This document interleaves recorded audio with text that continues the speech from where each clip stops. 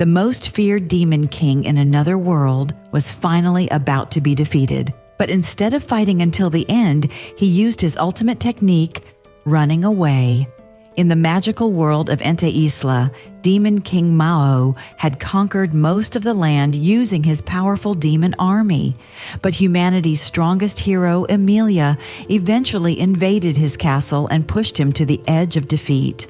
Realizing he could no longer win, Mao opened a portal and escaped with his last remaining general, Shiro. They expected to reach somewhere safe. Instead, they landed inside a dark alley in modern-day Tokyo.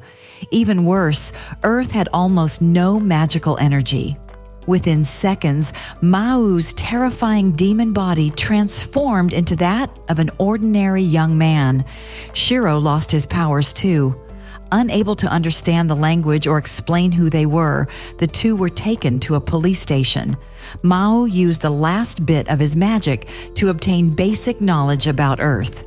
He quickly realized that without mana, they could no longer depend on demonic power. To survive, they would need identification, money, food, and jobs.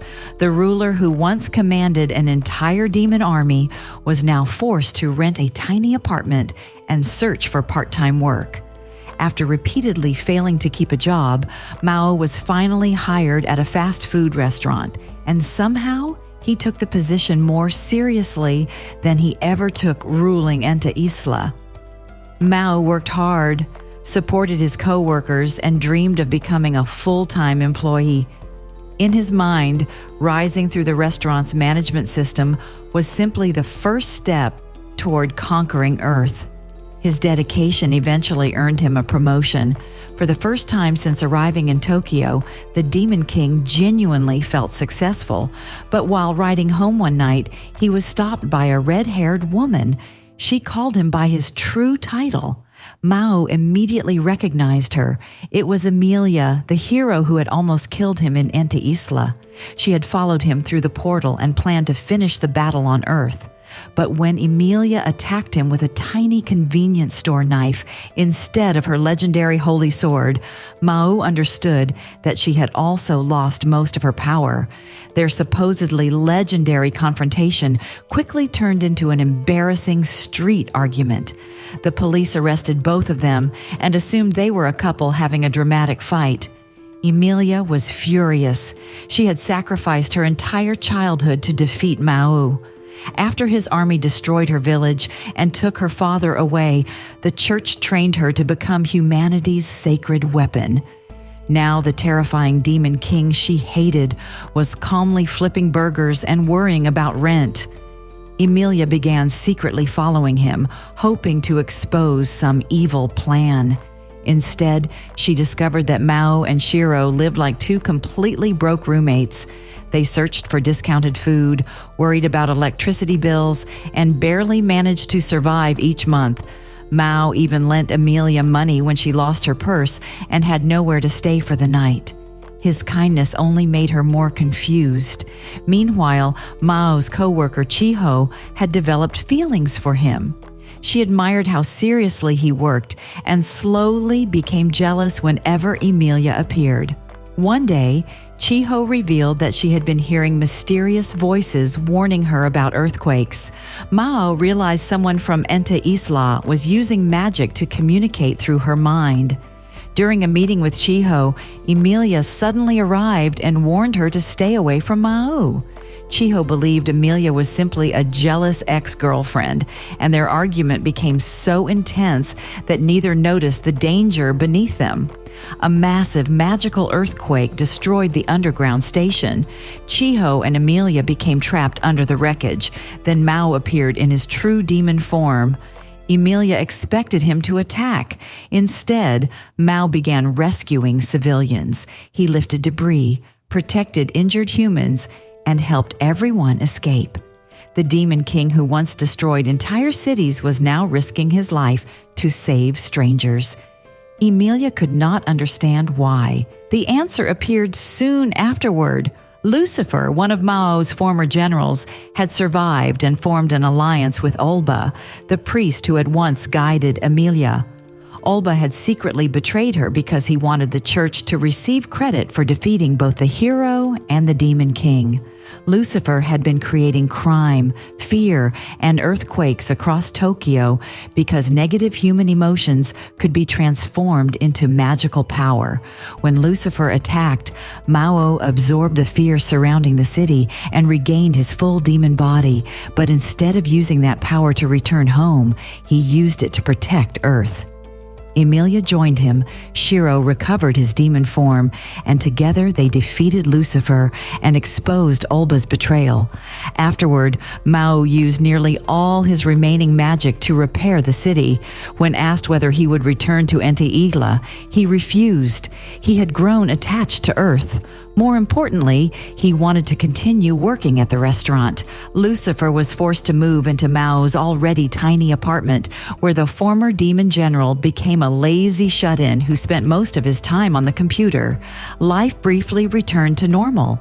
Then a mysterious young woman named Suzuno moved into the apartment next door. She acted polite, cooked meals for Mao, and seemed interested in his strange household. Chiho immediately believed she was another romantic rival, but Emilia discovered the truth. Suzuno was actually an interrogator sent by Ente Isla's church. Her mission was to help Emilia kill Mao before he regained his full strength. Suzuno had spent years carrying out the church's orders without question. She believed Mao was responsible for countless deaths and could never be allowed to live peacefully. But the longer she observed him, the more confused she became. Mao worked hard, protected his employees, respected Chiho's feelings, and repeatedly used demonic power to save humans. When crocodiles escaped during a crowded park event, Mao absorbed the crowd's fear. Suzuno expected him to use that energy selfishly. Instead, he stopped the animals and saved everyone without seeking praise. The demon described by the church did not match the man standing before her. At the same time, Emilia was attacked by a masked enemy capable of canceling her sacred power. The attacker was Sarui, an archangel working with the church. He planned to steal Emilia's holy sword and eliminate Mao. Sarui kidnapped Emilia and Chiho and took them to the top of a government building. Suzuno initially helped him, believing it was her duty. When Mao arrived, she attacked him and demanded that he accept punishment for his crimes. Mao admitted he had done terrible things in Ente Isla. Back then, he never understood humans or the suffering his army created, but he also told Suzuno that blindly obeying a corrupt authority made her no better than the demons she hated. His words forced Suzuno to confront the truth she had been avoiding. The church had manipulated her, used her as an executioner, and planned to blame its crimes on people like her. Suzuno finally abandoned her mission and warned Mao that Sarue's power increased whenever he was close to the moon. Mao did not care. He promised to save Emilia, Chiho, and even Suzuno. Sarue overwhelmed Mao's human body and lifted him helplessly into the air.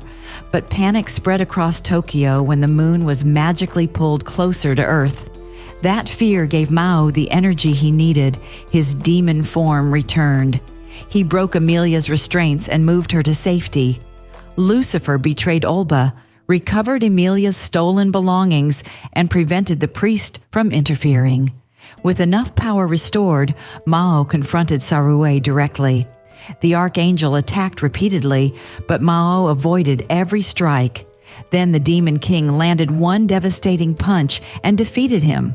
Once again, the person who saved the hero, Chiho, and the entire city was the supposed villain of the story. After the battle, Mao used all his recovered power to repair the damage rather than return to Ente Isla.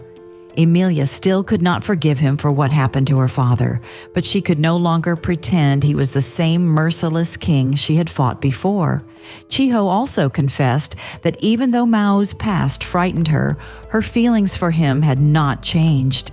Mao promised to treat those feelings seriously, even though he was still completely clueless about romance. Suzuno abandoned the church's mission and became part of their strange group. Sarue survived, Lucifer remained a useless roommate, and Shiro continued managing the apartment like an exhausted housewife. For a short time, Mao's biggest enemy was no longer a hero or an archangel. It was money. Lucifer had secretly ordered expensive products online and created a massive debt. To pay it off, Mao and Shiro began working temporary construction jobs. Emilia and Chiho followed them, expecting to uncover a secret plan to return to Entaila. Instead, they discovered that the great demon king was carrying construction materials because his roommate had fallen for an online shopping scam. And that perfectly summarized Mao's new life. He had once commanded demons, destroyed kingdoms, and terrified humanity. Now he worried about rent, promotions, customer service, and whether his manager would punish him for missing a shift. So the Demon King remained on Earth, and that is the end of today's story. Make sure to like the video and subscribe.